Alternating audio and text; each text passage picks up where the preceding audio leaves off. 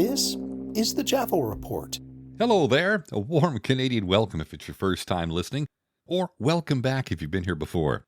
I am your West Coast boomer, with a personal observation and comparison between the 1939 motion picture The Wiazard of Oz and 2025's Wicked 2, aka Wicked for Good.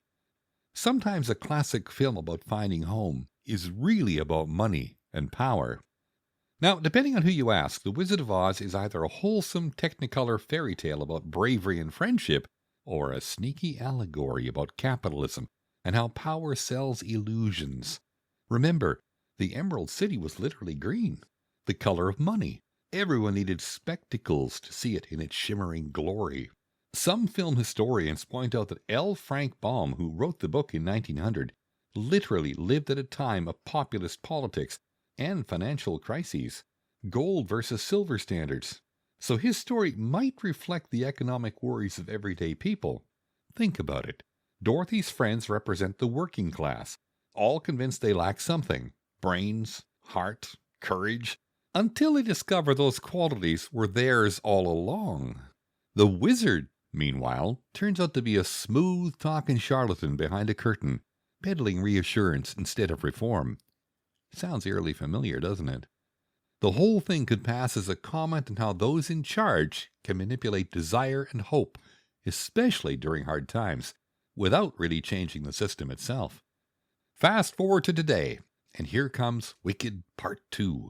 The first Wicked musical already gave us a deeper look behind the curtain. It turned the so-called Wicked Witch into a scapegoat of social inequality. If the sequel keeps that thread, it could easily echo some of our current frustrations with power structures, social branding, and media spin. The wickedness of the modern world might often seem to depend on who controls the narrative, right? If Wicked 2 leans into that, the message might resonate differently in 2025, with audiences tuned into wealth gaps, climate anxiety, and populist politics. A new generation might see Elphaba less as a villain and more as a radical, misunderstood but standing up to corruption and hypocrisy. That kind of film could challenge a consumer culture still chasing emerald dreams, just with tap-to-pay cards instead of ruby slippers. Of course, the flip side is that Hollywood loves to market rebellion, so even a critique of capitalism can turn into a commodity. There's a small irony in paying $20 for a ticket to watch a musical preach against profit motives. But maybe that's the charm of Oz. It invites you to question illusions while enjoying the spectacle anyway. The good consequence? Maybe more people start thinking critically about who's behind the curtain. The bad one?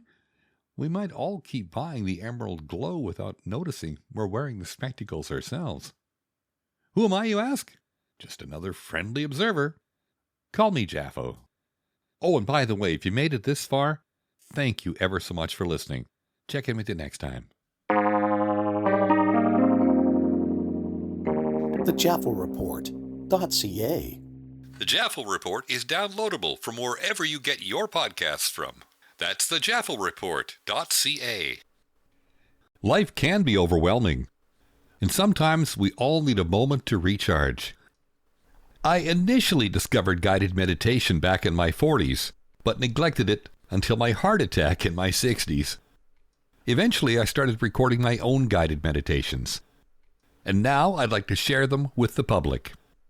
Whether you prefer a simple, soothing voice or a rich experience by adding music with ambient sounds, I've got you covered. The meditation sessions start at $4.20 each.